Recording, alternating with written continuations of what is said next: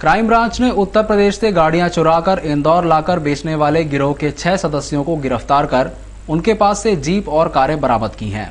ASP crime branch Dilip Soni ने बताया कि मुखबिर से सूचना मिली थी कि कुछ लोग MR10 पर 4 पहिया वाहन बेचने की फिराक में घूम रहे हैं। इस पर क्राइम ब्रांच की एक टीम ने उस स्थान पर घेराबंदी कर नदीम खान निवासी नागपुर और आबिद निवासी उत्तर प्रदेश को हिरासत में लेकर कड़ी पूछताछ की तो आरोपियों ने शकील, शफीक, अनीस और जमील के नाम बताए। पुलिस ने चारों आरोपियों को हिरासत में लेकर उनके पास से उत्तर प्रदेश से चुराए गए 4 पहिया वाहन बरामद कर सभी आरोपियों को गिरफ्तार कर लिया है।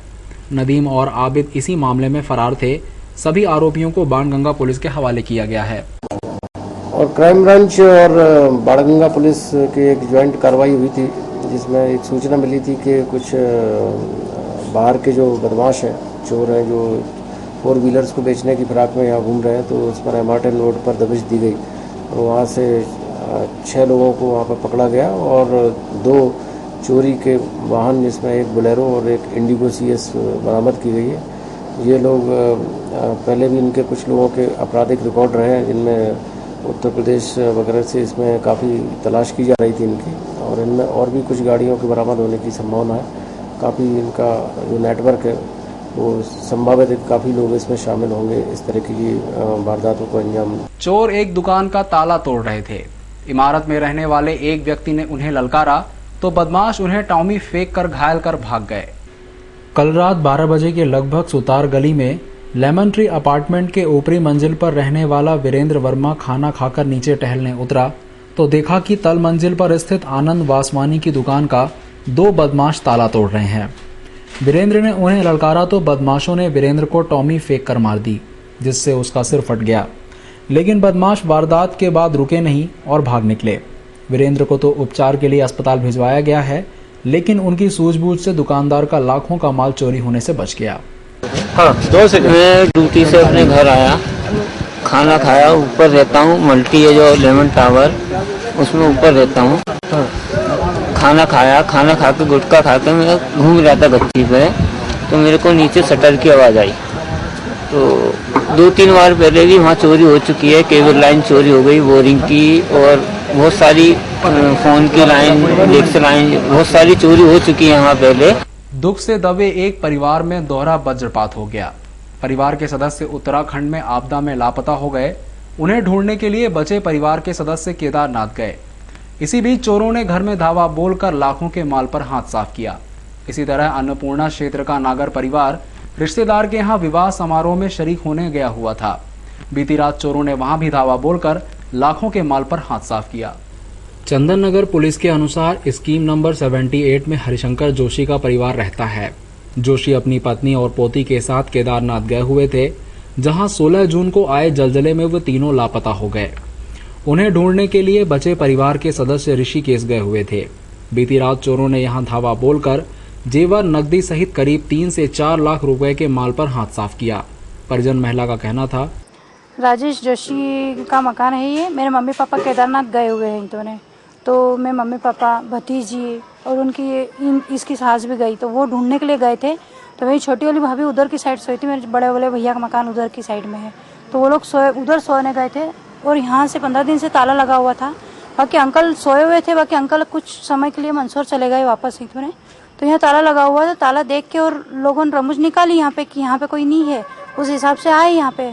और मैं सिस्टर हूँ यहाँ की, तो मेरे दीदी की शादी थी ननंद की यहाँ पे, तो ननंद की शादी के लिए मैं आई थी, तो मैं अभी यहाँ लाई मैं यहाँ पे, तो मैंने देखा तो क्या लिखा होंगे यहाँ पे? करीब कम से कम 2.5 से 3 लाख का सामान तो गया होगा अंदर। ज्वेलरी वगैरह सभी टोटल 2 अलमारी, लॉकरे वगैरह सारी तो तोड़ दी मैंने। इसी तरह अन्नपूर्णा पुलिस ने बताया कि सुदामा नगर में अनिल नागर का परिवार रहता है। पूरा परिवार शादी में अकोला गया हुआ है। बीती रात चोरों ने सूने मकान में धावा बोलकर 4 अलमारियों में रखे नकदी, जेवर और इलेक्ट्रॉनिक सामान पर हाथ साफ किया और चंपत हो गए। चोरी गए माल का पूरा ब्यौरा उनके आने के बाद ही पता चलेगा। उनके परिजनों के अनुसार आंकड़ा लाखों में जा सकता है। सुबह 7 बजे मैं जब उठा तो देखा पास में ताला टूटा हुआ है, दरवाजा खुला हुआ था, तो मैंने सबको बुलाया, पुलिस में रिपोर्ट करी। देखने में आया है बड़ा सामान में टीवी, के DVD, CD player, set top box लगा हुआ है। बाकी अंकल है मेरे पास में, उस गाड़ी में गए हुए हैं। अब वो आएंगे शाम तक, बता पाएंगे क्या क्या सामान क्या है। फिर भी अंदाजन कितने का सामान गया होगा? कुछ बोल रहा है शायद थे 4-5 और 30-32 हज़ार कैश था। बिना मंजूरी के लगे मोबाइल टावर की केबल काटने का काम आज नगर निगम ने फिर शुरू कर दिया। आज सबसे पहले एयरटेल कंपनी का टावर निशाना बना। नगर निगम की रिमूवल गैंग आज उपायुक्त महेंद्र सिंह चौहान के नेतृत्व में सुबह सुबह 323 उषा नगर एक्सटेंशन पहुंची। यहां एयरटेल का मोबाइल टावर लगा है, जिसके लिए नगर निगम से मंजूरी नहीं ली गई थी। नगर निगम ने पहले नोटिस दिया और अब टावर को नहीं हटाया गया तो आज गैंग कार्रवाई करने पहुंची। रिमूवल अधिकारी वीरेंद्र उपाध्याय ने बताया कि टावर की बिजली काट दी गई है। यहां से गैंग फूटी कोठी जाएगी और वहां भी इसी तरह टावर का कनेक्शन काटा जाएगा। शहर में नगर निगम, पुलिस और जिला प्रशासन ने गुरुवार को संयुक्त रूप से अतिक्रमण विरोधी कार्रवाई की। इस कार्रवाई में दर्जनों ट्रैक्टर जब्त किए गए। यह कार्रवाई शहर के सबसे पुराने हाट बाजार में की गई।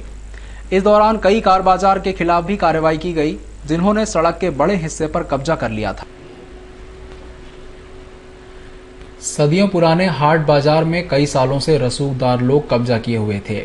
गुरुवार को जिला प्रशासन, नगर निगम और आरटीओ ने संयुक्त रूप से बड़ी कार्रवाई करते हुए सरकारी जमीन पर किए गए अवैध कब्जों को हटाया। बड़ी तादाद में ट्रैक्टर शोरूम के ट्रैक्टर को यहां खड़ा किया गया था। इन सभी ट्रैक्टरों को जब्त किया गया। दरअसल जिस जगह पर कार्रवाई की गई थी वहां सब्जी का बड़ा बाजार है, लेकिन अवैध कब्जों और सरकारी जमीन पर रसूखदारों के कब्जे की वजह से सदियों पुराने हाट बाजार सिमटता गया और अंत में अधिकांश छोटे व्यवसायियों ने सड़क पर कब्जा कर सब्जी बेचने का काम शुरू कर दिया। इसके चलते यहां भारी जाम लगता था और खास तौर पर BRTS का यातायात प्रभावित होता था। इंदौर शहर का एक बड़ा हिस्सा है जो इस समय अतिक्रमण की चपेट में है। कुछ जगहों पर प्रशासन हिम्मत दिखाकर अतिक्रमण हटाता भी है, लेकिन अधिकांश जगहों पर कुछ ही दिनों पर वैसे ही हाल हो जाते हैं। तो कुछ ऐसे इलाके भी हैं जहां नगर निगम और जिला प्रशासन अतिक्रमण हटाने की हिमाकत भी नहीं करता है। बोधगया महाविहार में हुए आतंकी हमले के विरोध में बीजेपी युवा मोर्चा के नगर अध्यक्ष गोलू शुक्ला के नेतृत्व में सैकड़ों कार्यकर्ताओं ने रैली निकालकर संभागायुक्त कार्यालय पहुंचकर नारेबाजी की और राष्ट्रपति के नाम का ज्ञापन कमिश्नर को सौंपा।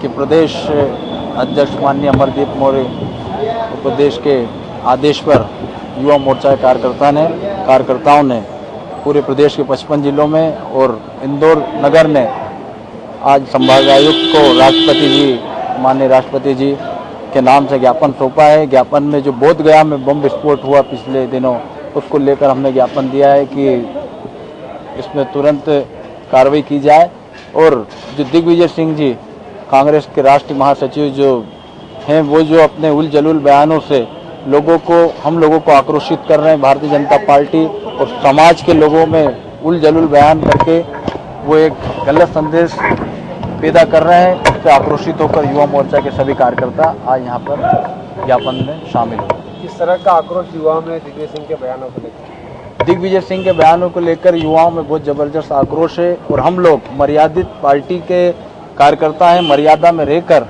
काम करते हैं, पर दिग्विजय सिंह जी हमें इतना उकसा रहे हैं कि आने वाले दिनों में युवा मोर्चा के कार्यकर्ता पूरी ताकत से अगर वो इंदौर नगर में आएंगे तो उसका भी हम पूरे युवा मोर्चा। कांग्रेस के प्रदेश अध्यक्ष कांतिलाल भूरिया ने गुरुवार शाम को पत्रकार वार्ता में पत्रकारों को बताया कि मध्य प्रदेश नेता प्रतिपक्ष चौधरी राकेश सिंह को विश्वासघात करने के मामले में कांग्रेस से बाहर कर इसकी सूचना हाईकमान को दे दी गई है। अपने पुत्र के विवाह समारोह में व्यस्तता के बाद भी कांग्रेस के प्रदेश अध्यक्ष कांतिलाल भूरिया ने पत्रकारों को समय देते हुए कहा कि उप नेता प्रतिपक्ष चौधरी राकेश सिंह को विधानसभा में अविश्वास प्रस्ताव के दौरान बीजेपी के साथ नजर आने के चलते उन्हें कांग्रेस से निष्कासित कर दिया गया है। उन्हें बाहर का रास्ता दिखाने में कांग्रेस को कोई चिंता नहीं है। कांग्रेस मजबूत है और 2013 में सरकार बनाएगी। उन्हें निकालने की सूचना हाईकमान को भी दे दी गई है। शरीक था, पहले भी हमको शंका, इसलिए हमने पहले भी कह चुका, में फुल छाप कांग्रेसियों के ऊपर हमारी निगाह है। तो उसमें एक ये सामने आया, उसको तत्काल कांग्रेस से बर्खास्त किया है और अब हाईकमान को हम ये रिपोर्ट दे रहे हैं, क्योंकि CLP लीडर हमारे अजय सिंह जी से हमने रिपोर्ट बुलवा ली थी और इसलिए आपको तुरंत हमने यहाँ पर कष्ट दिया है।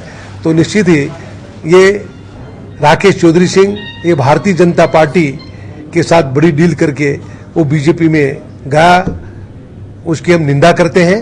तो ऐसे विश्वासघातियों को कांग्रेस में कोई जगह नहीं है। क्या कार्रवाई कितने साल के लिए जाएगा बर्खास्त किया है? प्राथमिक सदस्यता से निकाला है? प्राथमिक सदस्यता से तो निलंबित करते हुए उसको 6 साल के लिए निष्कासित कर दिया। अब वो कांग्रेस में कभी उसको वापस जगह मिलेगी ही नहीं। ऐसे विश्वासघातियों को कांग्रेस में जगह देने का सवाल ही नहीं है। ये तो भारतीय जनता पार्टी बड़ी बड़ी रकम देके खरीदने का काम कर रही है।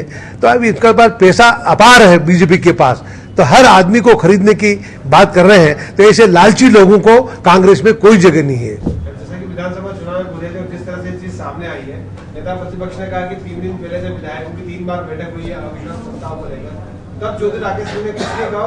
बीजेपी ने साजिश के तहत ये सब करवाया है। ये भारतीय जनता पार्टी षड्यंत्रकारी है। ये साजिश करके और किस तरह से लोगों को बिगाड़ने का काम करती है, और उसके विश्वार्थ में जो लोग आते हैं उसमें उनकी कोई कांग्रेस में जगह नहीं है। उसमें जो चौधरी जी हैं उनको हमने कांग्रेस से बर्खास्त करके कार्रवाई की है। आपको पहले कब शक हुआ था इनके ऊपर? आप बता दें, पहले से शक था इनके ऊपर? कैसे लग रहा था आपको अवैध धंधे में? भाई हम लोगों ने निगाह रखी थी कहाँ क्या है, पर जब वास्तविकता सामने आएगी तो ही बातें होती ना। तो आज जो उभर के सामने आई है तो तत्काल उसको पार्टी से निष्कासित कर दिया है।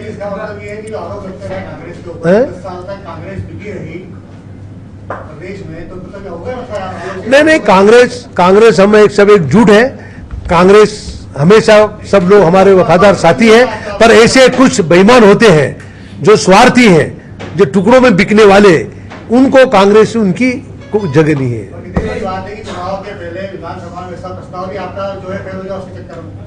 नहीं, वो विश्वासघात किया है ना। विश्वासघात करने वालों को कांग्रेस से तत्काल हमने एक्शन लिया है। तत्काल निकाल के अब हाईकमान को हमने सूचना भी दे दी है। जैसे आपने बताया कि राकेश सिंह पर आप निगाह रख रहे थे, उसके बाद आज कार्रवाई हुई, तो ऐसे भी और कितने फूलछाप कांग्रेसियों पर निगाह रखी जा रही है? भाई अभी तो ये सब सामने, अभी तो अपना जो सामने बात आई वैसे उसको इसके खिलाफ कार्रवाई की है। विधायक दल से प्रस्ताव मंगाया, विधायक दल में प्रस्ताव भी पास कर लिया था, वो भी आ गया। आप ही की सरकार में मंत्री भी रहे हैं चौधरी राकेश सिंह जी, ऐसे में क्या उनके कार्यकाल की भी जांच होगी और अब तक जो उन पर आरोप लगते आए मिलीभगत के? निश्चित है, उसके ऊपर अब हाईकमान को हम पूरी रिपोर्ट भेज रहे हैं, और जो निर्देश उनका निर्देश मिलेगा तो निश्चित है उसके ऊपर कार्रवाई करेंगे, और भविष्य में भी ऐसे लोगों पर निगाह रखेंगे और कार्रवाई होगी। इतने बड़े पद पर थे आपके